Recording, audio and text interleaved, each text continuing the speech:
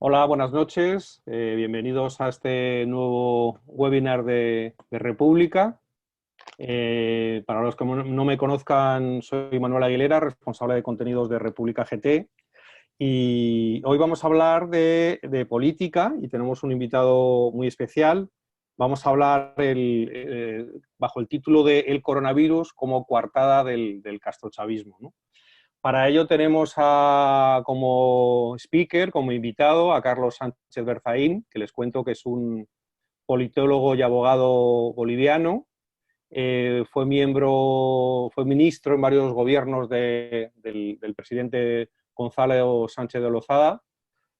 Tuvo que salir de Bolivia a principios de los años 2000 y está viviendo como refugiado político en los Estados Unidos, en concreto en Miami, donde es director del Instituto Interamericano para la Democracia desde hace unos cuantos años y es un gran estudioso de lo que él denomina dictaduras del siglo XXI, que son aquellos regímenes que bajo una apariencia de elección democrática llegan al poder bueno, luego no se quieren marchar, ¿no? Tenemos unos cuantos ejemplos en la región, tenemos el ejemplo de Venezuela, tenemos el ejemplo histórico de la dictadura cubana, tenemos el ejemplo de Daniel Ortega en Nicaragua, tenemos el otro de Rafael Correa en Ecuador, que ahora está en otra situación Ecuador y bueno, acaba de ser juzgado y condenado, pero no ha podido ingresar en la cárcel por no encontrarse en el país.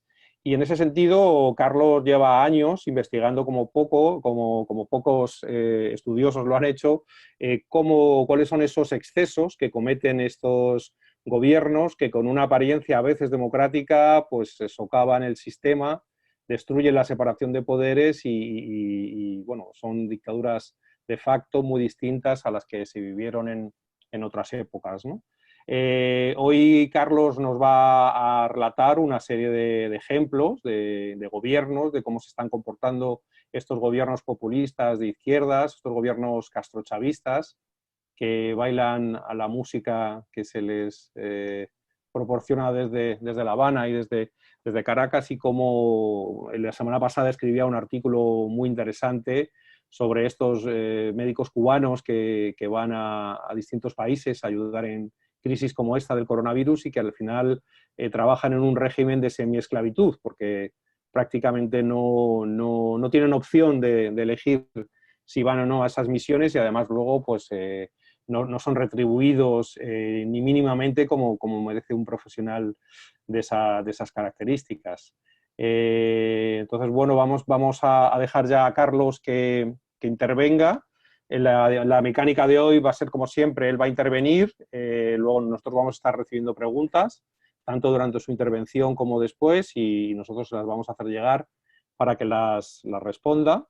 Quería agradecer, como siempre, a nuestros patrocinadores, a las empresas que hacen posible que hoy estemos aquí conversando con personas tan interesantes como hoy le toca a Carlos Sánchez Berzaín, y por eso quería agradecer tanto a Ferco como a Banco Industrial como a Cementos Progreso su apoyo. Y bueno, nada más, espero que les parezca interesante lo que vamos a escuchar hoy, y vamos a escuchar a Carlos que nos cuente cómo ve la situación de la región, cómo ve a estos gobiernos, cuál va a ser ese panorama post-coronavirus, si esta crisis le ha dado oxígeno o no a regímenes como el de Maduro, como el de Nicaragua con Daniel Ortega. Y bueno, sin más que esperar, vamos a escuchar a Carlos. Te cedo la palabra, Carlos, te escuchamos.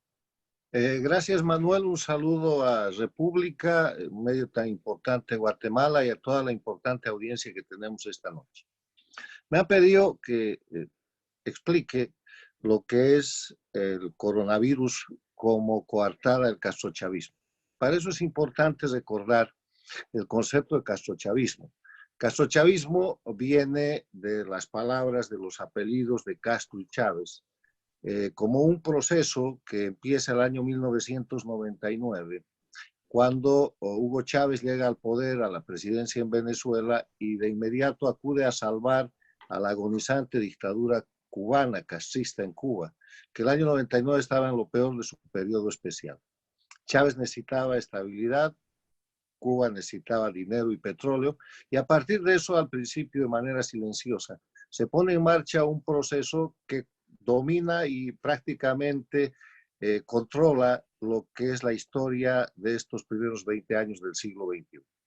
Se crea un movimiento transnacional liderado por Chávez, secundado por Fidel Castro, que empieza llamándose Movimiento Mariano. Se presenta como una cuestión populista de izquierda, después se denominaría socialismo del siglo XXI y ahora recibe el nombre de castrochavismo.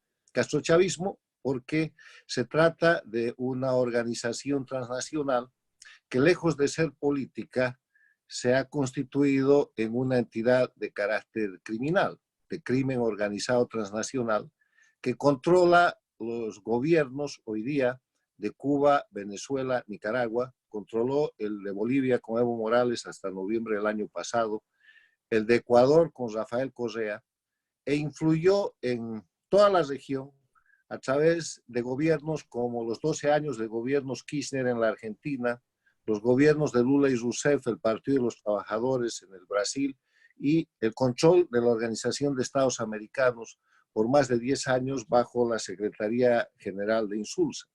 O sea, el siglo XXI en las Américas está marcado por un proceso que se denomina castrochavismo y al que yo describo y estudio en mi más reciente libro, publicado el año pasado, que precisamente lleva ese título, que es el de castrochavismo, crimen organizado en las Américas, y en el cual empezamos señalando y fijando como concepto que castrochavismo es la denominación que describe el sistema de crimen organizado transnacional que usurpa el poder político en Cuba, Venezuela, Nicaragua, lo hizo en Bolivia, Ecuador, que debe ser tratado como una estructura de delincuencia organizada y no como un proceso político. Esto es el castrochavismo, y el concepto de castrochavismo ha generado en el siglo XXI la existencia de dos Américas, que es otro concepto sociopolítico que hemos introducido al estudio de la política en la región. Hay dos Américas, pero no son dos Américas separadas geográficamente, la del norte, la del sur económicamente, la desarrollada, la en desarrollo, no. Es una América democrática y es una América no democrática. Es una América democrática y una América dictatorial. Y la América dictatorial es la América castrochavista, liderada por Cuba, porque en ese proceso en el cual Hugo Chávez pone el dinero para reflotar Cuba y después todo el petróleo venezolano para expandirse en la región, sosteniendo y haciendo gobiernos como el de Kirchner, como el de Lula, llevando adelante la conformación de regímenes como el de Evo Morales en Bolivia, como el de Rafael Correa en Ecuador, penetrando Centroamérica con Ortega en Nicaragua, desestabilizando las democracias de la región. En todo ese proceso, lo que sucede es un destrozo paulatino y sostenido de lo que es la democracia hasta llegar a expandir las dictaduras, que el año 99 era una en toda América, la dictadura cubana, que hoy día tiene 61 años, y que al año 2015 eran 5 dictaduras, Cuba, Venezuela, Nicaragua, Bolivia y Ecuador, que al año 2019 eran 4, Cuba, Venezuela, Bolivia, Nicaragua, y que hoy día quedan siendo 3 dictaduras que forman parte de esa América que no es democrática. Ahora, las características de la América no democrática son muy sencillas. Son gobiernos que llegan para quedarse para siempre. Son gobiernos en los cuales se destroza el sistema institucional y se hacen desaparecer los elementos esenciales de la democracia. No se respetan los derechos humanos, hay presos, perseguidos políticos, exiliados políticos, gobierno que tenga exilio político, que tenga presos políticos y que utilice la justicia para perseguir a la gente, no es una democracia. Cuba tiene centenas de presos políticos y millones de exiliados desde hace decenas de años. Venezuela tiene millones de exiliados y cientos de presos políticos torturados con informes de las Naciones Unidas. Nicaragua está en la misma situación y manejan el tema de los políticos y la persecución como forma de gobierno. Evo Morales dejó el poder el año pasado con centenas de presos políticos, con más de 1.200 exiliados políticos y con una cantidad de perseguidos que siguen teniendo en cárceles todavía presos políticos en ese país. El Ecuador está en un proceso de transición donde acaba de ser condenado Rafael Correa por corrupción, pero donde el sistema de justicia no termina de sacudirse de lo que fue este sistema de dictaduras del siglo XXI. Quiero decir que el concepto de dictaduras del siglo XXI es un concepto que fue introducido por el expresidente del Ecuador, el doctor Osvaldo Hurtado, en un libro que él escribe muy temprano en este siglo, señalando lo que pasaba en la región, que se llama dictaduras del siglo XXI, el caso ecuatoriano. Después de eso yo escribí un libro que es La dictadura del siglo XXI en Bolivia, y el concepto fue asentándose respaldado en los hechos de los países dictatoriales que existen. En este marco teórico, en este marco de recordación de conceptos, vamos a lo que está pasando en este momento en el mundo y en las Américas. Tenemos una pandemia del coronavirus, y esa pandemia del coronavirus está sirviendo a los gobiernos dictatoriales de las Américas, de Cuba, de Venezuela y de Nicaragua, como un mecanismo para demostrar el abuso de poder que cometen, para tratar de fortalecer y asentar sus regímenes dictatoriales y para demostrar la indefensión de los pueblos. Pero además de lo que sucede específicamente en esas tres dictaduras, no hay que olvidar que el castrochavismo es un concepto de un grupo transnacional que afecta a la región. Cuba lidera el castrochavismo en las Américas, su principal centro de operación es Venezuela, utilizan mecanismos como el del Foro de Sao Paulo, como la reunión de Puebla, como una serie de mecanismos que ellos visten de política para desestabilizar la región en el concepto y en la práctica de lo que ha hecho Cuba desde el año 1959. Controlan Nicaragua como dictadura, pero ahora, aprovechando el coronavirus, están llevando adelante un proceso muy serio de desestabilización de las democracias en la región, que ya estaba en práctica y en movimiento antes de que aparezca la pandemia del coronavirus. Les quiero recordar que el año pasado, el 2019, hubo un golpe de Estado muy duro y muy cruento en el Ecuador, del cual ha sido probada la manipulación de parte de Rafael Correa para tratar de evitar lo que en el Ecuador acaba de suceder. Sentencia de 8 años por corrupción contra Rafael Correa y su organización criminal que tuvo el poder político por un tiempo de 10 años.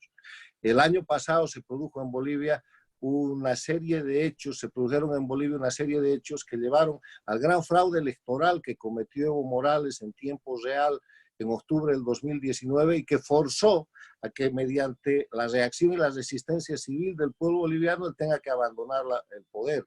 Pero en Bolivia ha caído el dictador, pero no ha caído la dictadura, porque con un gobierno interino de la presidenta Áñez, Bolivia está avanzando en un proceso en el cual todo el sistema es dictatorial. La constitución del Estado plurinacional, los jueces, los fiscales, el sistema institucional. La dictadura tiene 2/3 en la Asamblea Nacional, y en Bolivia lo que podemos decir hoy día es que cayó el dictador, pero no la dictadura. Entonces, el año pasado fue un año en el que pusieron en marcha procesos de desestabilización tratando de recuperar el poder en Bolivia.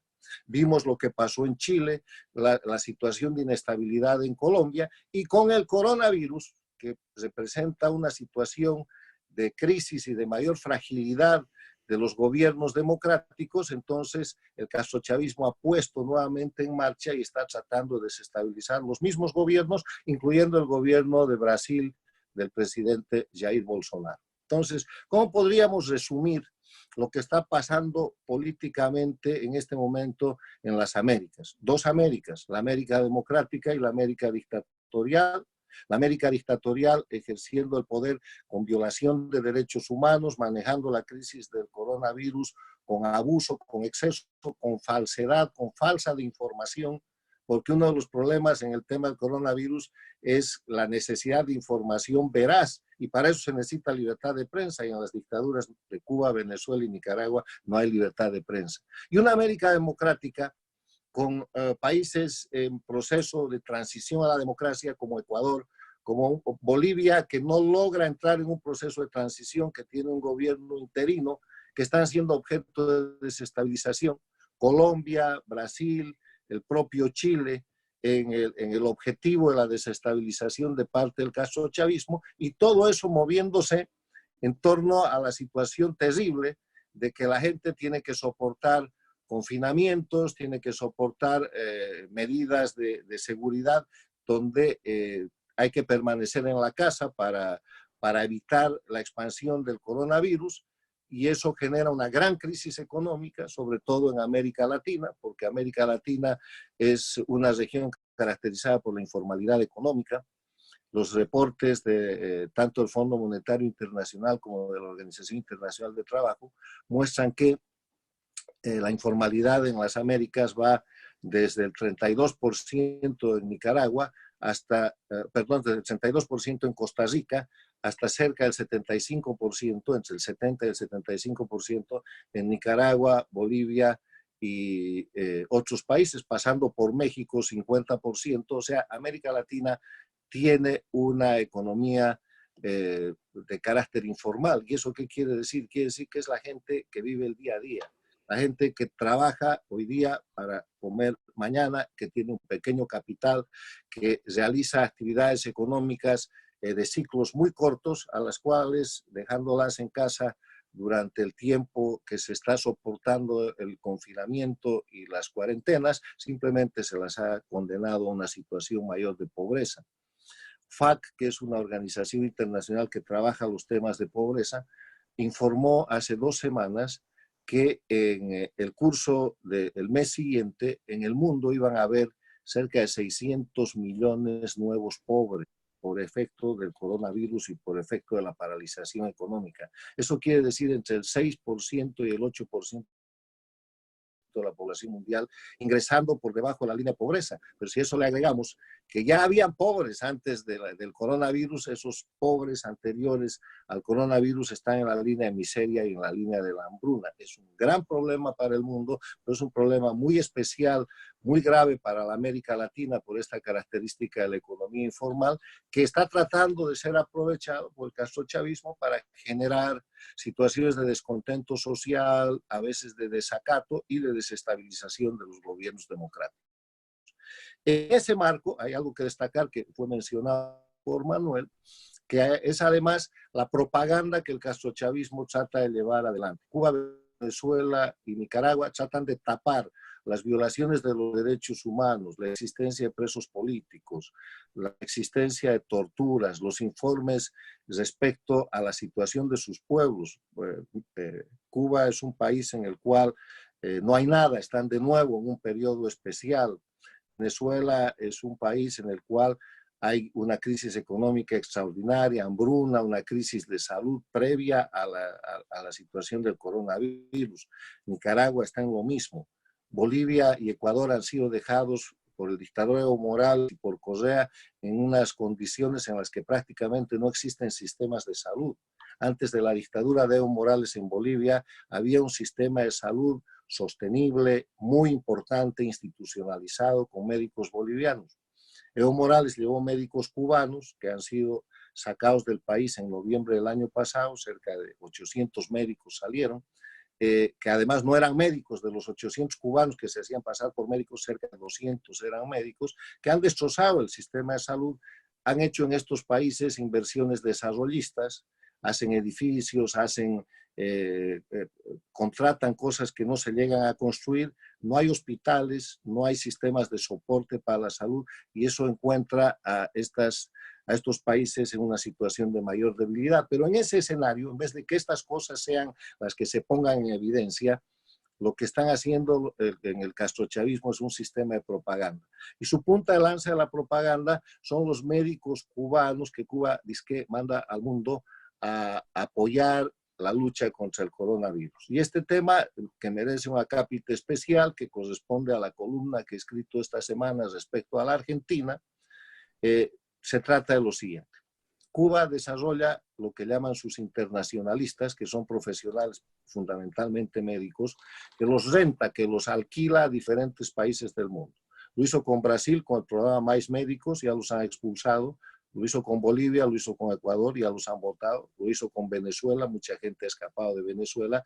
Y se trata de gente que, médicos y gente calidad de técnicos sanitarios y en general agentes políticos que son contratados con gobiernos que tienen correspondencia con Cuba y Venezuela, con el castrochavismo, que pagan importantes sumas de dinero, de las cuales el individuo solo recibe entre 10 y el 15%.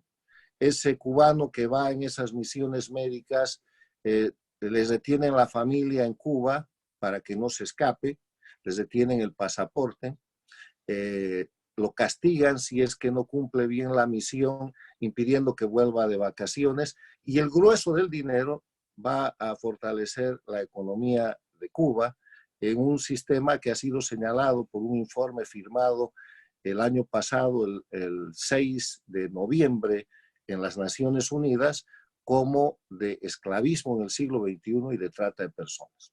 Y hoy día están haciendo eso, mandando médicos cubanos por el sistema esclavista a Centroamérica, y lo más notorio en este momento es la Argentina, donde ustedes saben ha vuelto un gobierno Kirchner. El presidente Fernández con la vicepresidenta Kirchner están íntimamente vinculados con el castrochavismo y han anunciado que van a llevar cerca de 500 médicos cubanos, a los que además por el solo hecho de llegar a la Argentina ya les certifican su título profesional como si fueran médicos argentinos, con millones de dólares de gasto que están siendo objeto de señalamiento, pero básicamente por el negociado que esto consiste, por la violación de derechos humanos, por la trata de personas y por la práctica de esclavismo en pleno siglo XXI.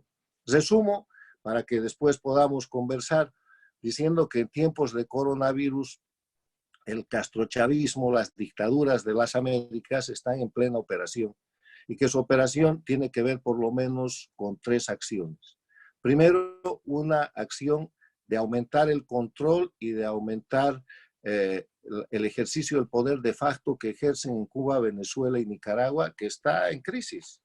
En Venezuela el gobierno está a punto de caer, hay un presidente legítimo que es Juan Guaidó, en los hechos Maduro es un usurpador, pero aprovechan el tema de la pandemia para reforzar su sistema de gobierno de facto.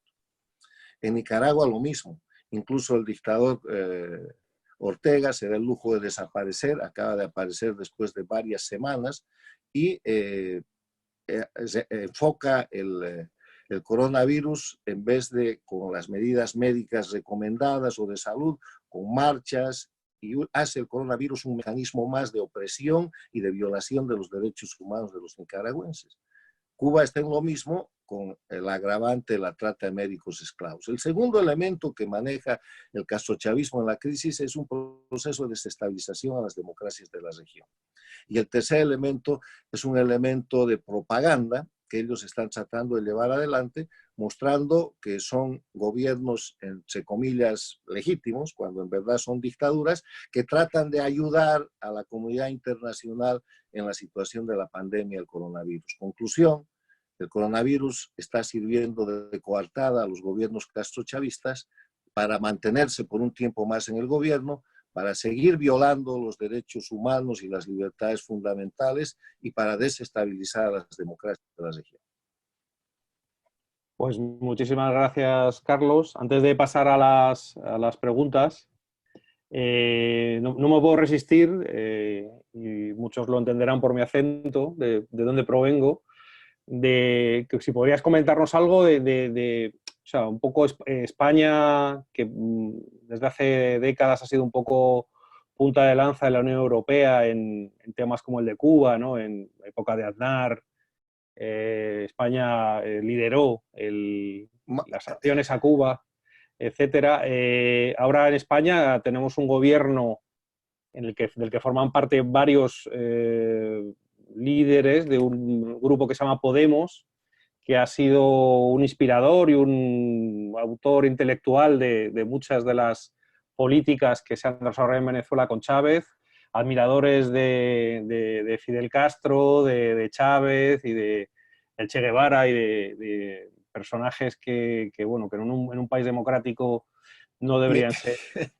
Entonces, a lo que iba es que en España está habiendo problemas concretos sobre esto que estabas hablando. Hay un problema grave con la prensa, se está intentando controlar la información de los periódicos y de los diarios con el tema del coronavirus, se está hablando de bulos, de que desde el poder del gobierno se van a controlar esos bulos, que al final es una forma de censura. Entonces, bueno, ¿cómo en toda esta ecuación general de socialismo del siglo XXI, de populismo, de castrochavismo, cómo ves la nueva posición de España con este gobierno de coalición? Y en este tema de coronavirus, si crees que se está uniendo a las prácticas de gobiernos latinoamericanos poco democráticos, como los que has comentado, ¿no? Bueno, mira, Manuel, el gobierno de España actual es un gobierno castrochavista, porque el presidente del gobierno español, Pedro Sánchez, no hubiera podido tomar esa posición si no recibe el respaldo de Podemos. Y Podemos es el brazo, el partido político organizado por Cuba y Venezuela en España para expandirse. En el momento del auge del castrochavismo, el socialismo del siglo XXI, en las Américas. A ver, que ha habido ahí un... Pone en marcha la expansión hacia Europa y llevan adelante la creación de Podemos. Ese es puro dinero de Venezuela y de Cuba. Está demostrado por investigaciones del propio Parlamento, las propias Cortes españolas, la cantidad de dinero que Iglesias ha recibido de Chávez, de Evo Morales de Bolivia, de Rafael Correa del Ecuador, dinero con simulación de consultorías, dinero en maletines en efectivo. Iglesias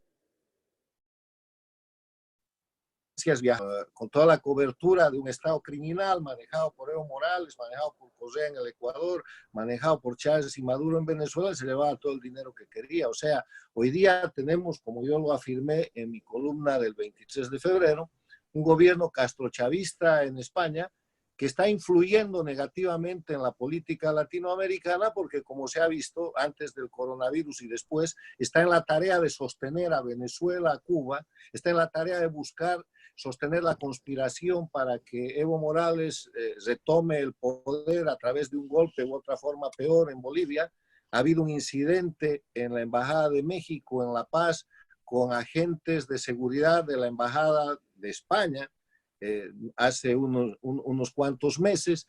Entonces, cuando tú hablas del gobierno español en este momento, estás hablando de la expansión del castrochavismo en Europa, lamentablemente, y cuando hablas del manejo del coronavirus que realiza España, yo me remitiría a la opinión de autorizados españólogos como César Vidal, que acaba de escribir una editorial el día de ayer, señalando que lamentablemente por la violación de la libertad de prensa, por la violación de los derechos humanos, por la violación de los derechos fundamentales, España estaría marchando hacia una situación como la de Venezuela. La situación es muy crítica, el sistema democrático español está tratando de defenderse, pero de nuevo, como el coronavirus genera una situación especial, que incluso ha merecido que Mario Vargas Llosa, desde la Fundación Libertad, con la firma de una cantidad de importantes defensores de la libertad y la democracia, pidan que no se incurra en autoritarismo, porque es muy fácil pasar del manejo de crisis democrático al autoritarismo. En España yo creo que se está en esos niveles de riesgo y el pueblo español y los líderes españoles lo están demostrando con gran energía y con gran claridad. De mi parte, yo tengo mi opinión dada sobre el tema y considero que el gobierno de Pedro Sánchez y de Iglesias en España es un gobierno castrochavista. Ya tengo aquí un montón, una lista larga de preguntas. Quería empezar con una que está relacionada con no con este último artículo que escribiste, sino con el anterior.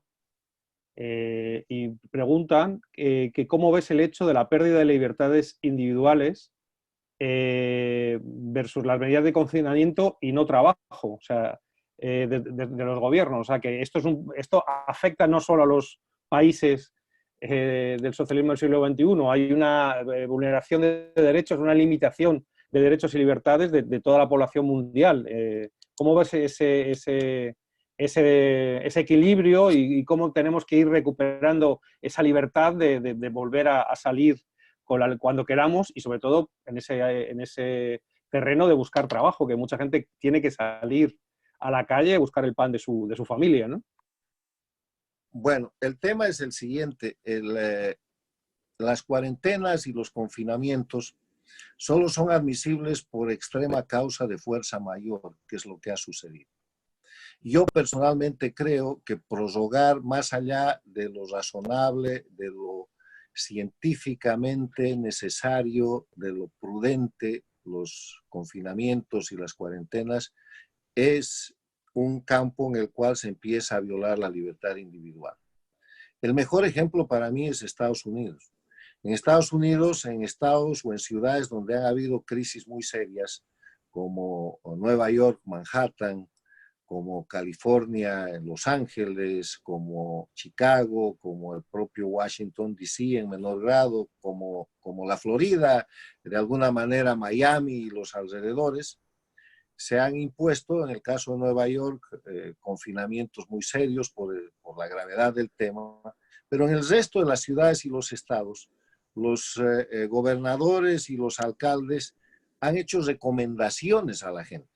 Por ejemplo, en la Florida, en Miami, en Broward, en todas estas ciudades de la Florida, no hay una conminatoria a la gente para que se quede mandatoriamente en casa, como sucede en el Perú, en el Ecuador, en Bolivia, en la Argentina, donde no puedes salir, si sales te meten preso, te procesan, te llevan a la cárcel, solo puedes salir a comprar un día o con el número de terminación de tu documento de identidad o con algún otro mecanismo, o sea, estás confinado.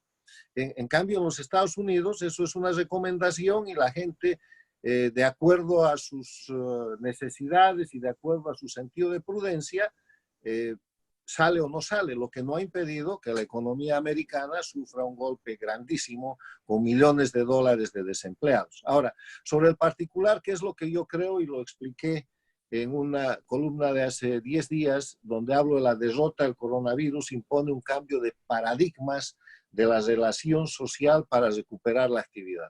Los paradigmas de la relación social antes del coronavirus, ¿qué son los paradigmas? Son los modelos de conducta social.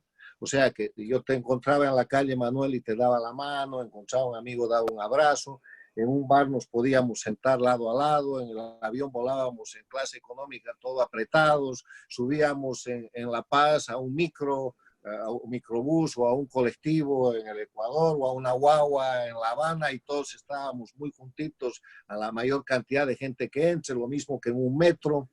Íbamos al barbero y la conexión era directa o al peluquero. Bueno, pues con el riesgo del coronavirus, esos paradigmas se están modificando. Y hay unas recomendaciones de no darle la mano a nadie, hay una distancia social de 3 pies, de 5 pies, de 1,20 m, de 1,5 m. Hay un sistema, o debería haber un sistema generalizado de proporcionarle a la gente mascarillas para evitar el contagio. Debería haber un proceso intensísimo de desinfección de las áreas públicas, sistemas gratuitos para que la gente tenga acceso a los desinfectantes de manos en vez de que estos hayan subido de precio o desaparecido como ha sucedido. O sea, cambiar esos paradigmas. Yo creo que los gobiernos de América Latina, en vez de ampliar las cuarentenas, lo que deberían estar haciendo es tratar de recuperar sus economías, brindándole a la gente mascarillas gratis, estableciendo nuevos sistemas de distancia social, estableciendo, por ejemplo, uno de los sectores más sufridos, que es el sector de los restaurantes. Un restaurante que tenía 50 mesas antes del coronavirus, bueno, que empiece a funcionar con 20 mesas, con distancia social, y la gente que quiera que vaya, porque estamos ya en el punto en el cual hay muchos más individuos amenazados con la pobreza y la miseria que los que están amenazados por el coronavirus. En Bolivia ha sucedido un hecho relatado por la prensa, los tiempos de ayer, para que haya fuente, porque el tema es muy duro, en que en el oriente boliviano una niña de 12 años se ha suicidado porque estaba pasando hambre por 2 días de confinamiento en una familia muy pobre. Entonces, estamos llegando a situaciones dramáticas en las cuales lo siguiente es que los gobiernos tiendan a controlar la prensa y además de violar la libertad individual, se está violando ya la libertad de expresión, la libertad de prensa, y ahí aparece Vargas Llosa y la Fundación Libertad diciendo, ojo, ojo con el autoritarismo, hay que defender a los países y al pueblo del coronavirus, pero es mejor hacerlo respetando la libertad, respetando los derechos humanos y un poco en el modelo que yo veo en los Estados Unidos, donde salir o no salir de tu casa es una opción muy razonable, con mucha propaganda, con mucho convencimiento, con mucha ayuda de los medios, pero no tienes tú la opción finalmente de tener que quedarte en la casa a morir de hambre como está sucediendo en varios países de América Latina y ni que se diga del castrochavismo, Venezuela, Nicaragua, Cuba, forzado por el ejercicio de la fuerza con la que un gobierno debería proteger a la ciudadanía y que diciendo que lo está protegiendo está violentando la libertad fundamental. Bueno, voy a pasar ya a otras preguntas de los asistentes. Hay un asistente que quiere ser práctico, ¿no? Y te pregunta directamente de cómo se puede atacar al castrochavismo. ¿Cómo se puede atacar, cómo se puede frenar al castrochavismo? ¿Cuál es tu receta? Bueno, la buena noticia es que el castrochavismo está frenado y está en descenso desde hace varios años.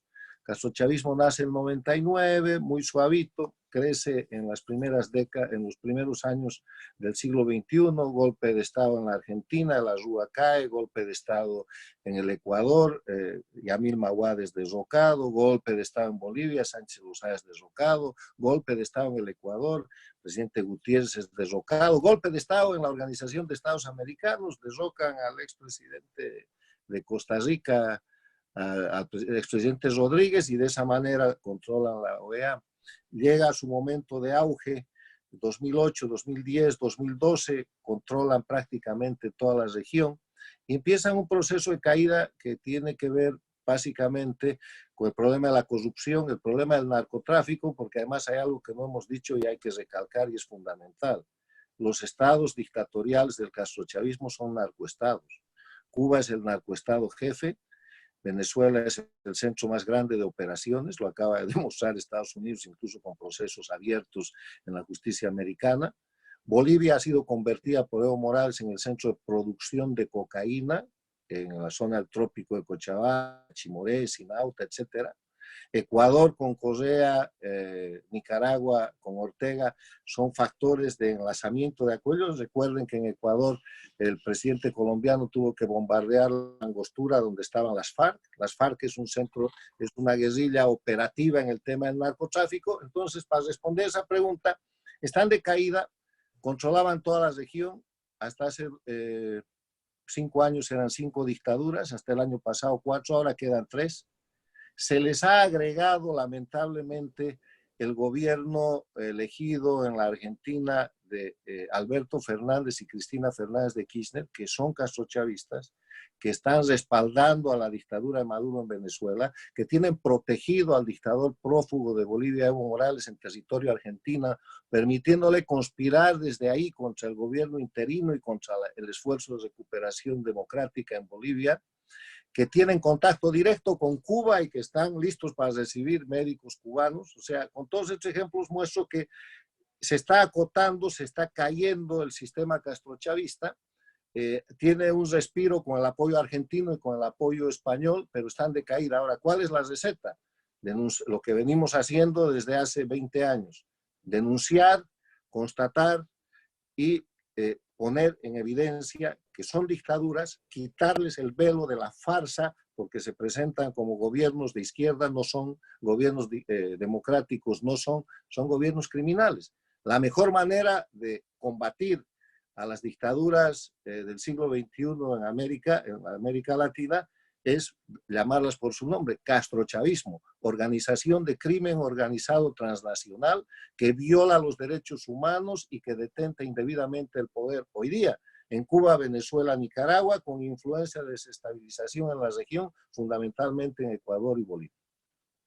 Has mencionado ahí de paso el tema narcotráfico, porque a lo mejor es parte o gran parte de la respuesta de esta otra pregunta, que es ¿de dónde sale el dinero de este castrochavismo? ¿Cómo se mantiene esa potencia de propaganda, etcétera, de estos países, ¿no?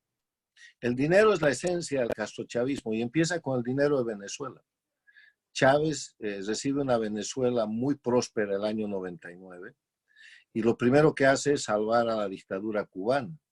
le lleva dinero y la saca del periodo especial, y con el dinero y el petróleo venezolano ponen en marcha la recreación del castrismo que había llenado de sangre a las Américas y al mundo con las guerrillas de los 60, la guerrilla urbana de los 70, y que se había metido en el narcotráfico desde la década de los 70. Yo quiero recordarles que Fidel Castro y el Che Guevara tienen discursos y tienen proclamas internacionales en las cuales dicen que hay que inundar de droga a los Estados Unidos y a los países capitalistas para destrozarles su juventud. Y en el mismo sentido, Evo Morales, el año 2016, en la reunión de las Naciones Unidas sobre narcotráfico, proclama que la lucha contra el narcotráfico es un invento, es un instrumento del imperialismo para oprimir a los pueblos. Y de esa manera, el narcodictador boliviano se convierte en el líder de la política exterior de narcóticos, pro narcotráfico, de este grupo del socialismo del siglo XXI, del castrochavismo. ¿De dónde sale la plata? Primero, de desvestir Venezuela. Han acabado con la potencia más importante petrolera de las Américas y con la segunda potencia petrolera del mundo, no existe más. Además de ese dinero, la corrupción, la hipercorrupción, ¿se acuerdan del Lavallato? Les dice algo. Obras contratadas bajo un sistema federal manejado por el castrochavismo brasilero de Lula y de Rousseff, con miles de millones de dólares. Solamente en Estados Unidos, Odebrecht ha pagado una multa de 3.000 millones de dólares al Estado americano por las infracciones de lavado de dinero que ha cometido a través de bancos americanos. Pero en Venezuela, en Bolivia, en Brasil, en Ecuador, en Centroamérica, en México, en todas las Américas, han dejado centenas de obras sobrepreciadas, pagadas y no construidas, corrupción. Y el otro elemento esencial del cual viven hoy día, que se ha caído el petróleo y que la corrupción está más o menos detectada, es el narcotráfico. Un eje del narcotráfico liderado por Cuba, que tiene como centro de operación principal Venezuela, con las FARC de Colombia, con el narcoestado de Bolivia construido por Evo Morales y con toda la red que ha producido unos desastres extraordinarios. La prevalencia en el consumo de droga en las Américas se ha multiplicado casi 100 veces en lo que va del siglo. ¿Qué quiere decir eso? Que el consumo de droga, básicamente cocaína, producida por las FARC y por el narcoestado de Evo Morales, ha incrementado y ha inundado mercados como el de Chile, Brasil, Argentina, todas las Américas, y obviamente a través de México y los países centroamericanos, Estados Unidos, al punto que Estados Unidos acaba de mover su flota del Comando Sur para controlar el narcotráfico de cocaína en la zona del Caribe, cocaína producida en Bolivia y en Colombia por las FARC y operada a través de los narcoestados de Cuba, Venezuela y Nicaragua en el Caribe. Alguien pregunta cómo ves la relación entre precio petrolero, precio petróleo, / coronavirus, / dictadura, ¿no? Si ves ahí una línea o, bueno, eso es un poco más complejo. Bueno, el tema del petróleo es un resultado natural de la crisis mundial que se ha producido por efecto del coronavirus y de un conjunto de situaciones que tenían que tardar mucho más. Hoy día no hay consumo de petróleo, obviamente resultado de la crisis del coronavirus, y ¿quiénes están afectados por eso? Tendría que estar afectada Venezuela, pero ya no tiene que petróleo vender. Yo quiero recordarles que Venezuela, que fue una potencia petrolera, hoy día está comprando gasolina y tiene un problema de efecto interno, porque la gasolina que valía $1 y que todos los venezolanos se pavoneaban de poder tener la gasolina a ese precio, pues hoy día ha subido a un precio internacional importante, con el cual además la dictadura está lucrando y no hay gasolina. Cuba está en una situación parecida, o sea, lo que yo creo es que el factor petróleo, en el momento en que matan la gallina de los huevos de oro, que es la producción venezolana, en el momento en que las sanciones norteamericanas hacen impacto sobre eso, es un factor menor. El factor económico más importante es el narcotráfico en el sostén de las dictaduras castrochavistas. Me preguntan también que si consideras necesaria la intervención económica, política, militar incluso, de potencias para redireccionar los paradigmas de las naciones no alineadas castrochavistas. Me imagino que se está refiriendo sobre todo al caso de Venezuela, en el que tenemos ese run-run y ese que siempre está en el ambiente esa posibilidad de que los Estados Unidos pudiera intervenir militarmente en Venezuela, ¿no? A ver, Pero en para eso, general, ¿cómo ves el papel de la superpotencia, en este caso me imagino que Estados Unidos, para frenar a estos gobiernos? bueno, precisamente eso es lo que hay que poner en contexto, Manuel, porque el mundo después de la Segunda Guerra Mundial se organiza bajo un sistema en el cual se crea una comunidad internacional, la Organización de Naciones Unidas, que tiene como objetivo principal el mantenimiento de la paz y seguridad internacionales. A partir de eso se crea una serie de organismos regionales, la Organización de Estados Americanos se crea en ese marco, el año 48, y se crean mecanismos de defensa mutua y asistencia recíproca, como el TIAR, el Tratado Interamericano de Asistencia Recíproca. Todo el sistema mundial, internacional y todo el sistema interamericano está diseñado para que estas cosas del castrochavismo no sucedan. Inclusive el año 2000 se aprueba la Convención de Palermo, la Convención de Palermo contra la delincuencia organizada transnacional, que permite que cuando un grupo de personas, como ha sucedido en Cuba, Venezuela, Bolivia, Nicaragua, Ecuador, se apoderan, toman el poder político como grupo delictivo organizado, no tengan ninguna inmunidad, ningún privilegio y sean tratados como lo que son, como criminales, que es lo que acaba de terminar de pasar con la acusación que se ha hecho contra Maduro, contra Diosdado Cabello y contra un grupo de gente que está usurpando el poder en Venezuela, que están formalmente ya acusados en tribunales norteamericanos de Nueva York y la Florida y que están siendo buscados en todo el mundo. Entonces, hay un sistema internacional en el cual el papel de los Estados Unidos es un papel importante, pero no es un papel, digamos, que puede ser calificado como una decisión norteamericana. El Tratado Interamericano de Asistencia Recíproca, tiempo atrás que debió ser accionado. Y es tan importante que en los tiempos de la dictadura de Evo Morales, de Correa y de Maduro y de Chávez, ellos sacan del TIAR a Bolivia, a Venezuela, al Ecuador, porque quieren desarmar los sistemas de defensa de las democracias. El derecho de los pueblos a tener democracia, proclamado por la Carta Democrática Interamericana, firmada el 11 de septiembre de 2001 en Lima, Perú, y obligatorio para todos los países de las Américas, reconoce la democracia como un derecho fundamental.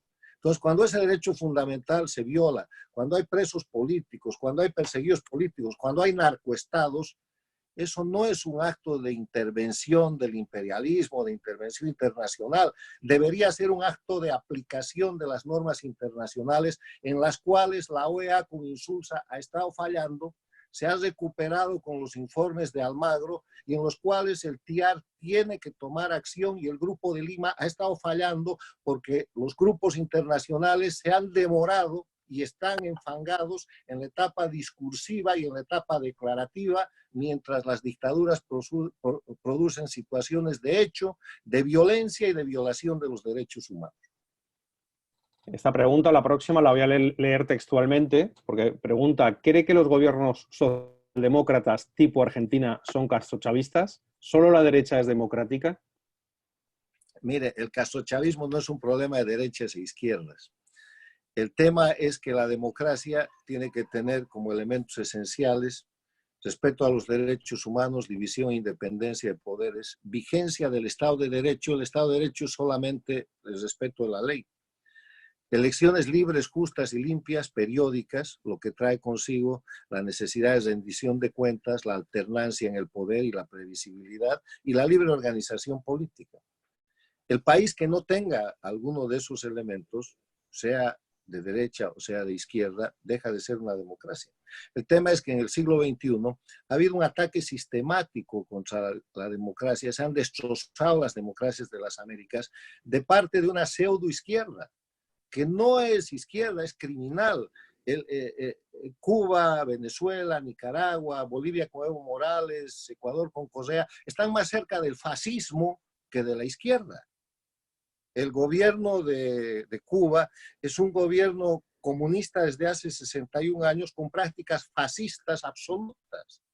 Entonces, este no es un tema de ideologías, este es un tema de principios fundamentales de coexistencia en la comunidad internacional y de organización y de respeto de los derechos fundamentales de los ciudadanos en cada uno de los países. Además, en tiempos de la globalización, la diferencia entre derechas e izquierdas es cada vez menos clara y eso sería objeto de otra conferencia. El tema es que al castrochavismo, como usted notará, yo no lo acuso de ser un grupo de izquierdistas criminales, lo acuso de ser un grupo de organización criminal transnacional que disfraza de política sus acciones criminales y el planteamiento del concepto de castrochavismo, es decir, esto no es política, ni izquierda ni derecha, crimen organizado, narcotráfico, violación de los derechos humanos, asesinatos, tortura, robo, corrupción. Ese es el tema. No es un tema ideológico, o sea que esto de que la Argentina es de derecha o de izquierda, yo creo que la Argentina es un gobierno en el cual, con el título de izquierda, ha vuelto el crimen organizado al poder.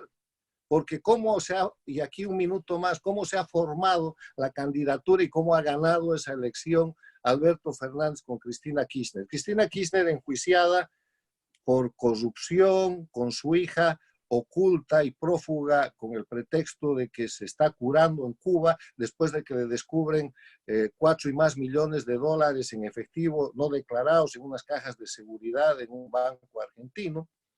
Y todo el mundo esperaba, Macri esperaba que Cristina sea la candidata para ganarle la elección.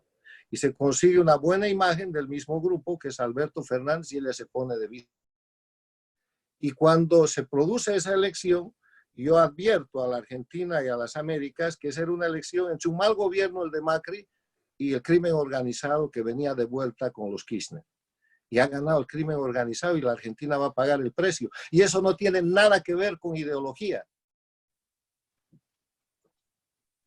En la presentación les recuerdo que he apuntado que Carlos Sánchez Berzaín es boliviano, fue ministro en Bolivia.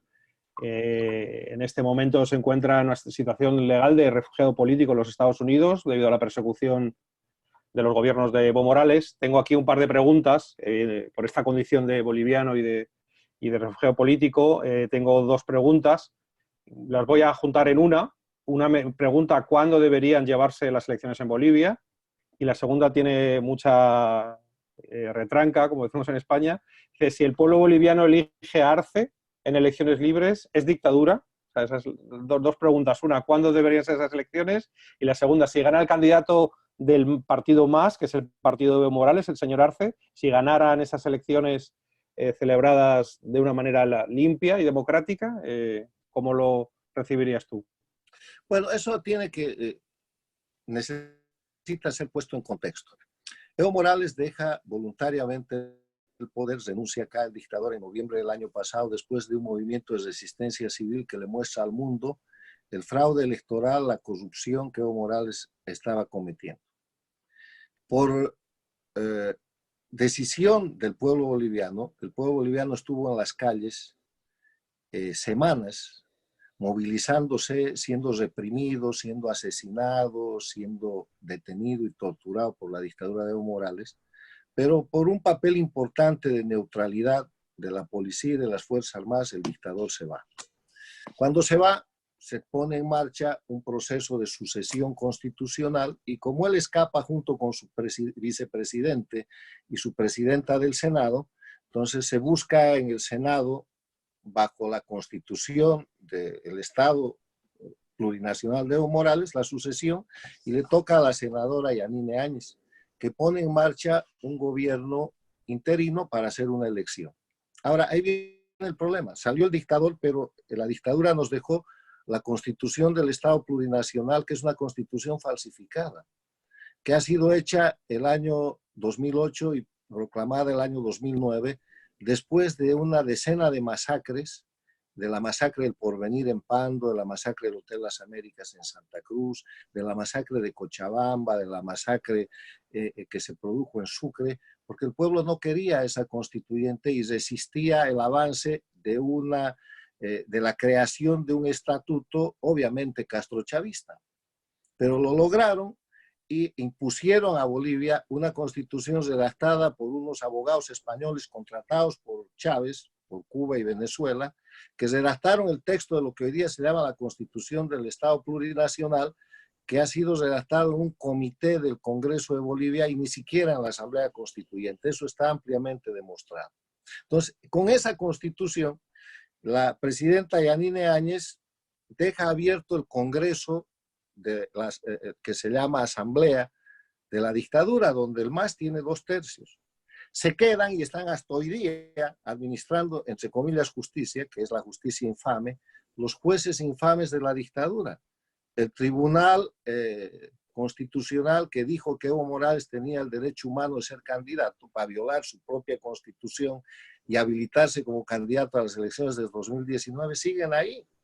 La Corte Suprema es la Corte Suprema de Evo Morales, los jueces, los fiscales, o sea, el sistema sigue siendo la dictadura y en ese sistema, antes del coronavirus, estábamos yendo a una elección con un absurdo extraordinario, que el MAS, el Movimiento al Socialismo, que es el partido del dictador Evo Morales, el instrumento criminal para destrozar la república y para controlar dictatorialmente el poder en Bolivia, ha quedado habilitado para ir a las elecciones. Pero más que eso todavía, el ministro de Hacienda del dictador de los últimos años, Arce Catacora, se presenta como candidato a la presidencia y es habilitado, cuando debería estar en un juicio respondiendo por la crisis económica, por la corrupción, por la construcción del narcoestado, por los robos, por el desfalco del Banco Central, por la liquidación de los hidrocarburos de Bolivia, está de candidato.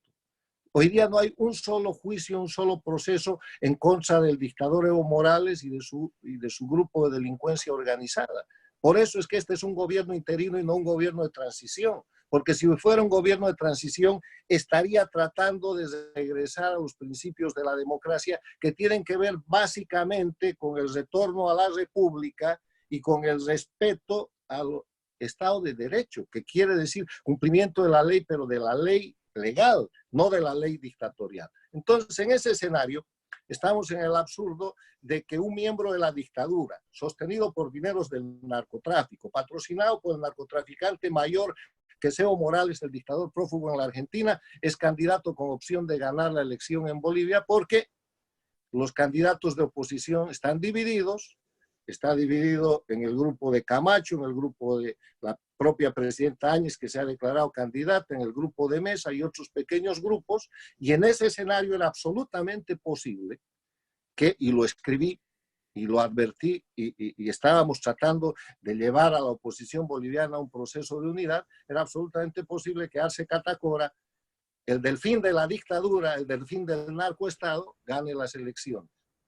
Eso ha sido interrumpido por el coronavirus. Ahora hay una situación en la que todavía no hay fecha para la convocatoria de elecciones y la Asamblea de la Dictadura está tratando de ponerle fecha y el pueblo que ha recuperado el camino a la democracia, porque la democracia no está recuperada, el pueblo que logró a través de su resistencia civil en Bolivia la salida del dictador, sigue luchando para tratar de que los responsables de los 14 años de dictadura respondan en vez de ser candidatos, que hayan verdaderos procesos de responsabilidad en el marco del debido proceso, con presunción de inocencia, con todas las garantías que ellos no han otorgado a los miles de presos políticos, exiliados y perseguidos políticos de la dictadura, y que se trate de ordenar eso. Personalmente, el señor Arce no tiene condiciones legales para ser candidato y el MAS no debería estar permitido